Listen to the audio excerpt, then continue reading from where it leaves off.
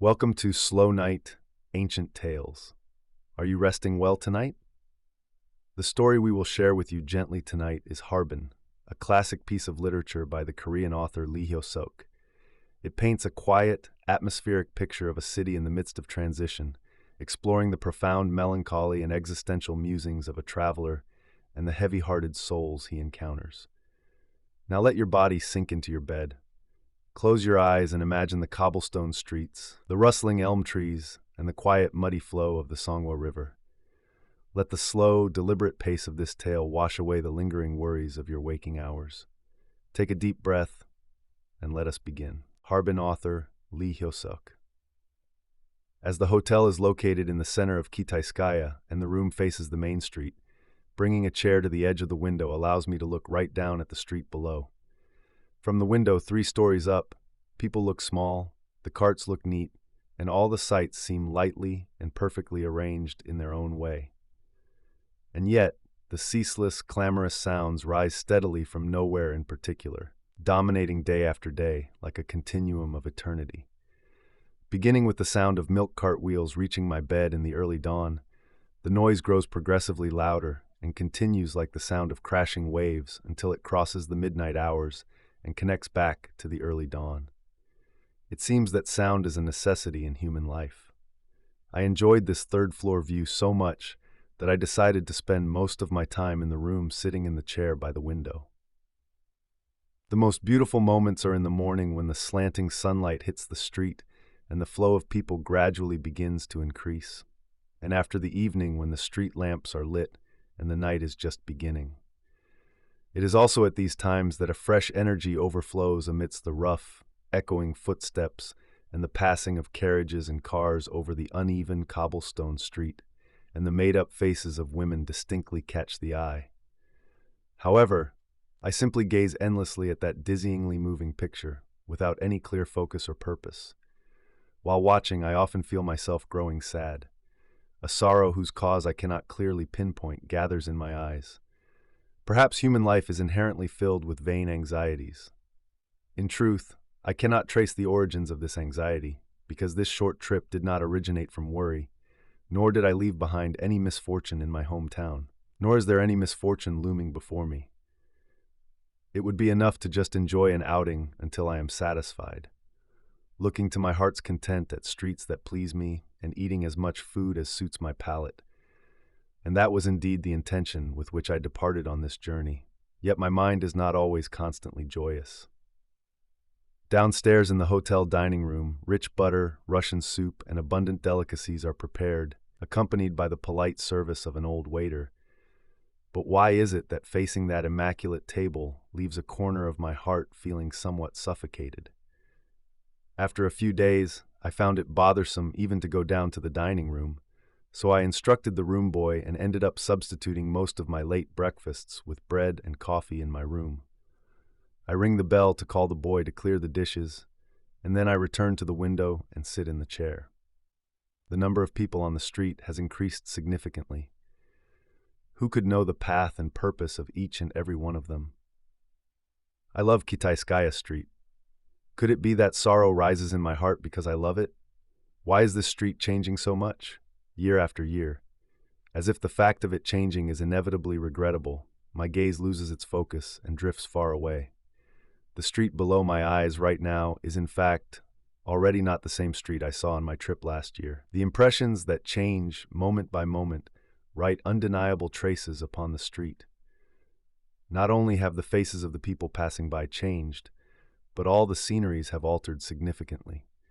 The sight of new things violently pushing their way into the background, where old and profound things are increasingly panting and retreating, is felt as tangibly as if it could be grasped in my hands.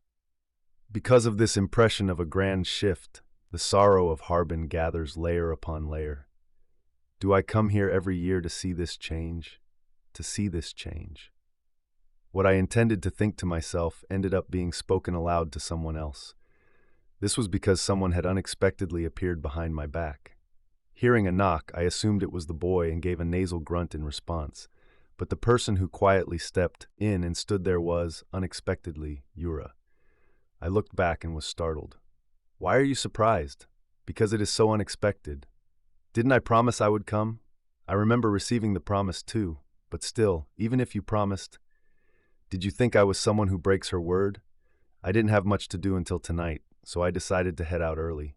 I was just thinking about the changes in Harbin. Saying this, I turned back toward the window, and Yura also pulled up a chair and sat opposite me at the table.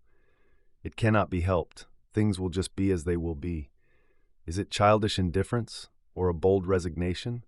Her expressionless eyes in that moment are beautiful. How much more impactful was that tranquil face compared to a sad one? Look at the messy state of that jumble.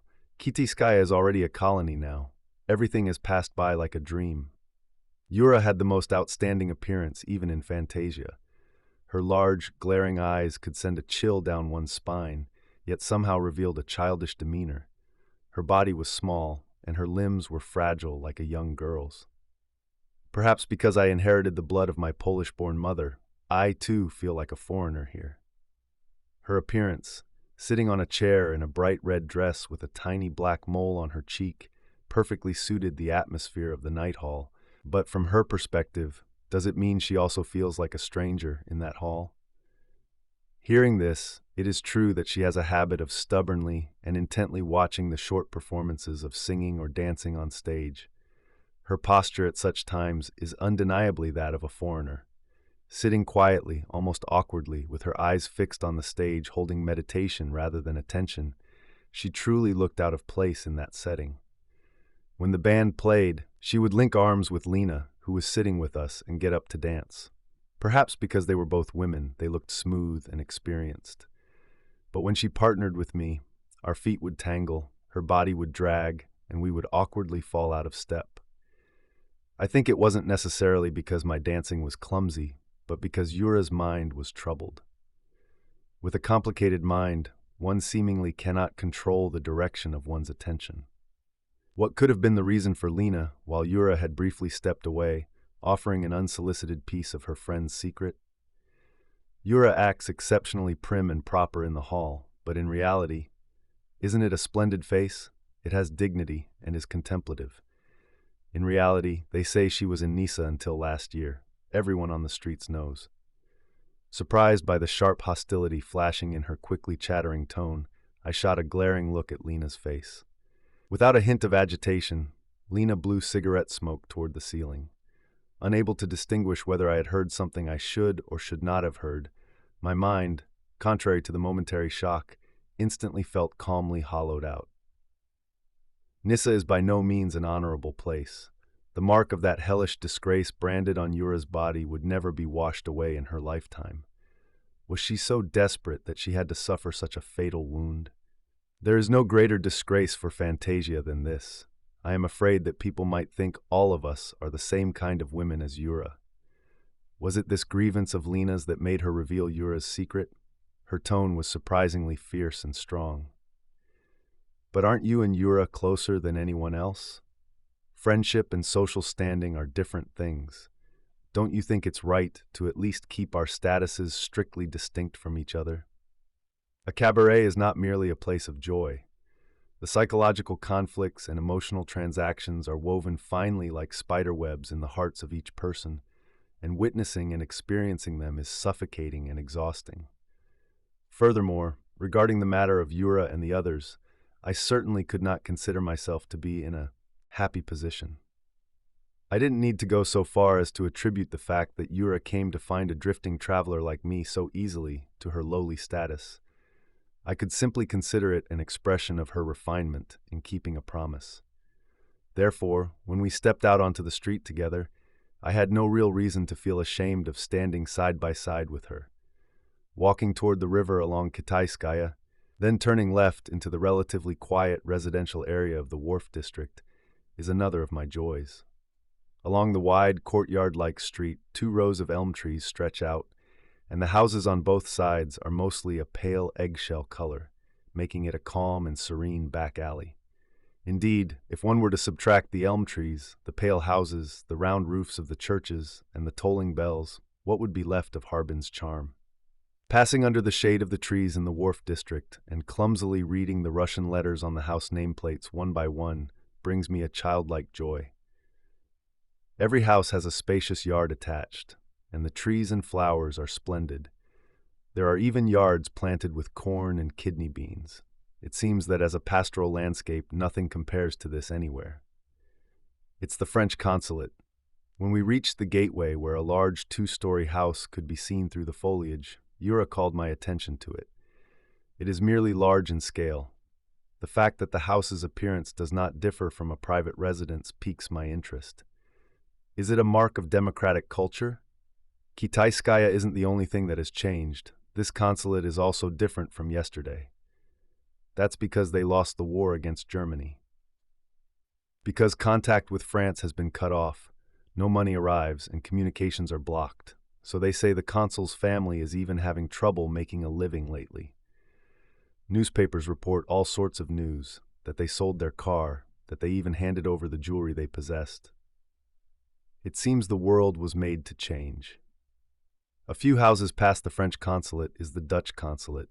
It is slightly smaller in scale, but the neat house visible through the tree branches seems to be the most pristine in the area.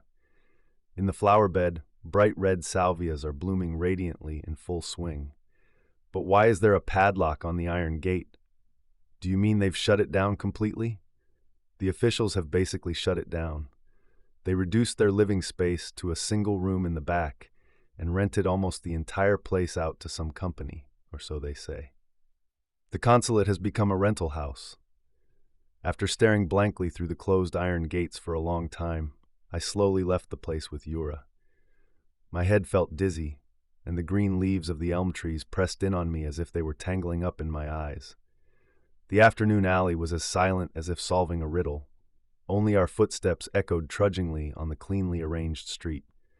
I had no choice but to remain silent for a moment to collect my confused thoughts. As if waking from a momentary illusion, I felt anew a strange wonder that my body was perfectly intact. The street, the foliage, and the houses were all lined up properly. They remained exactly as they had always been. I wonder if you feel this way too, Yura. Sometimes I feel a great sense of astonishment and doubt bubbling up regarding this thing called the present. You mean wondering why the present is the way it is? It seemed Yura correctly discerned the nature of the thoughts rising in my mind. For example, wondering why this street had to be laid out exactly like this, why the houses are built in this particular shape, why this road was constructed in exactly this scale, why Kitaiskaya changed the way it did now, and why the French consulate ended up in that state, right? More closely, why do we have exactly 5 fingers? What would be wrong with 4 or even 6? What if, instead of having 2 eyes stuck on, why on the face, we had 1 more on the back of our heads? Why couldn't the belly button be attached to the side? Why is my hair black? And why are your eyes blue? I can give countless examples of my doubts. Depending on how I think about them, everything I see and hear is a riddle to me. Scholars explain it through the laws of evolution and argue the logic of necessity, but even if we had 6 fingers, what would be so cumbersome and unnecessary about it? Rather than such shallow explanations, what I want to know is the true intention of creation. For what reason did this coincidental decision of the present come to be? When the present is already a coincidence, can we not imagine decisions of different coincidences? It would have been fine if my hair had turned yellow, and it would have been acceptable if this street had been laid toward the south. It's just that due to a coincidental chance, they were decided differently, resulting in this hair and this street now. Therefore, it is possible to conceive of a world different from the present, and one cannot endure without thinking about it. You are a terrifying skeptic. That is why you always wear such a melancholic face. Why did I travel here now, and why is Yura walking with me? Thinking of things that are too difficult only makes the heart ache needlessly. Isn't it a rebellion against nature to think about things beyond human capacity? A tormented mind is probably the punishment for that rebellion. Yura's voice was soft, as if she were admonishing me. Suddenly, lifting my head, I saw the round roof of a church towering between the trees far in the distance. Was that dignified and solemn posture meant to display the majesty of the omnipotent? Was the high-rising cross on the roof scolding me, the skeptic? Going out to the bank of the Songhua River, walking along the long levee, and arriving at the yacht club, I sat down at the deck parlor, where the wide river opened up limitlessly right beneath my eyes. The parlor is almost fully packed with dining guests, and from the stage inside the hall, the music of a band is already flowing out, perhaps indicating that it is 6 p.m. I regretfully consider that music to be one of Harbin's great luxuries. It doesn't seem like the dining people value the music highly, and first of all, how many people are there who actually understand and enjoy it? Tchaikovsky's chamber music flows wastefully, pointlessly grazing the ears of the ignorant crowd like casting pearls before swine. Harbin is pouring out such luxuries everywhere like water. While I was ordering food from the boy and listening to the music, Yura was thoroughly spying on every corner of the river and the Sun Island on the opposite side with the binoculars I had brought. She kept smiling as she frantically adjusted the focus here and there. Giggling as if she had discovered something amazing, she pointed to a spot and handed the binoculars to me. But because her eyesight and mine are different, I had to readjust the focus to suit my eyes. As I put them to my eyes and casually turned the dial, the red roofs of Sun Island came into the two lenses, or families sitting out on their verandas, or the figures of men and women swimming in the water shimmered into view. People were standing tightly packed on the second floor of a cruise ship crossing the river, and inside a small fishing boat moored to the shore, the peaceful figures of a couple could be seen. While the husband was fishing on one side, the wife, wearing a swimsuit, was reading a book. The small print of the book was reflected so clearly it felt as if it were right in my hands. The wife suddenly turned her head because her husband shouted that he had caught a fish. As a white fish flopped wildly against the side of the boat, the couple was filled with smiles and excitement, and the previously quiet boat brimmed with vitality for a while. No matter how long I look at this scene of harmonious domesticity, I don't tire of it. It was probably the best scenery on the river that day. Even though Yura had been giggling and rejoicing so much with the binoculars, why was it that she did not seem very pleased to see the dishes of food the boy brought and laid out on the table? After serving the food onto our respective plates, instead of picking up her fork, she continued to smoke. Even when offered a glass of beer, she picked it up just enough to barely touch it to her lips before setting it down. To think these delicacies do not suit your palate. They say the food at this place is famous even in Harbin. Feeling sorry to be the only one moving my jaw, I said this, and Yura replied, "I have absolutely no appetite." "That's because you smoke too much." "It's not that I lack an appetite because I smoke. It's that because I lack an appetite, smoking is all I have left to do." She had smoked excessively at the cabaret, too.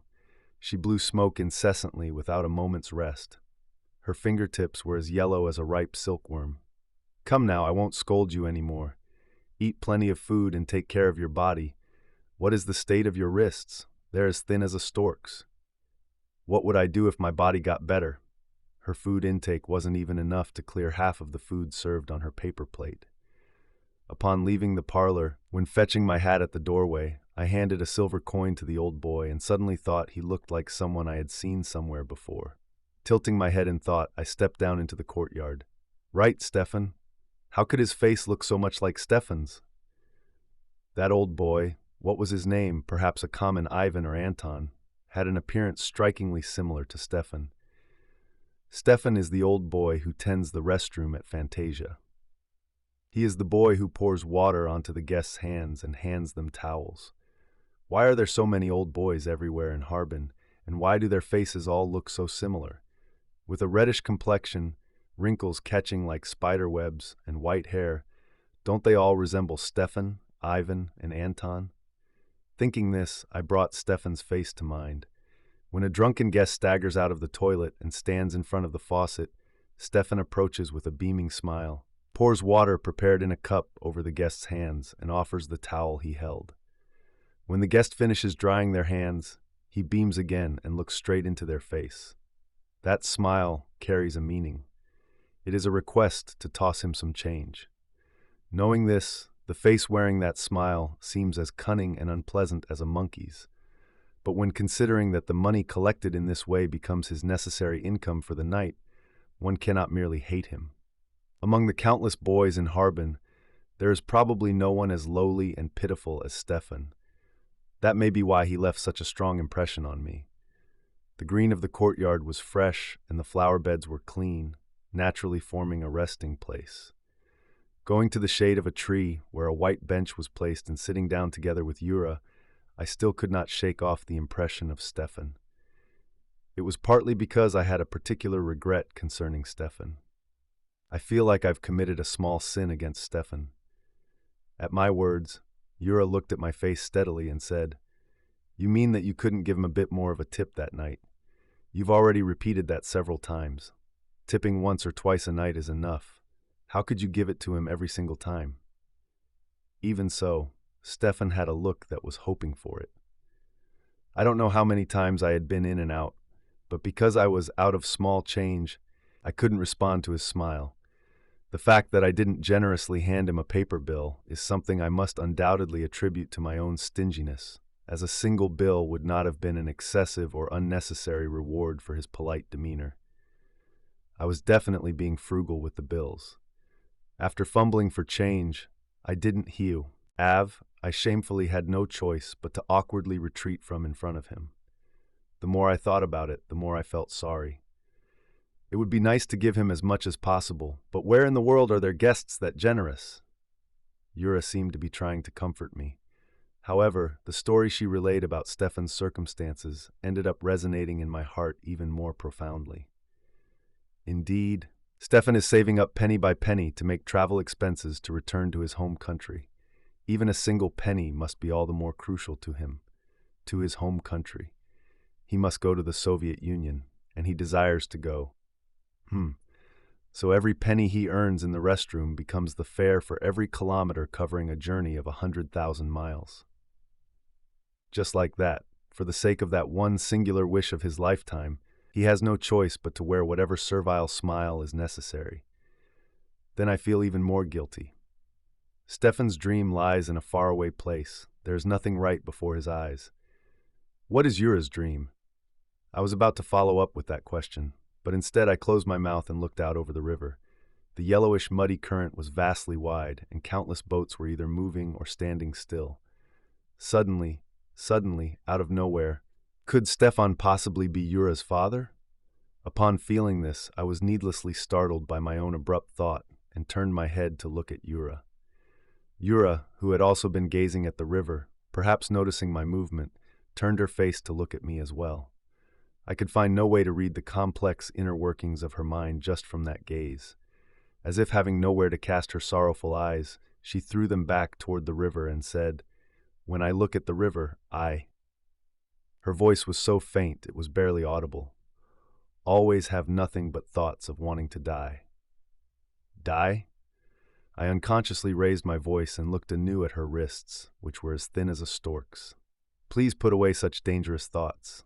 I started to say this, but then thought that Yura, in fact, was a skeptic several times greater than I. Smoking constantly without an appetite and emaciated like a stork, wasn't she inwardly thinking of death?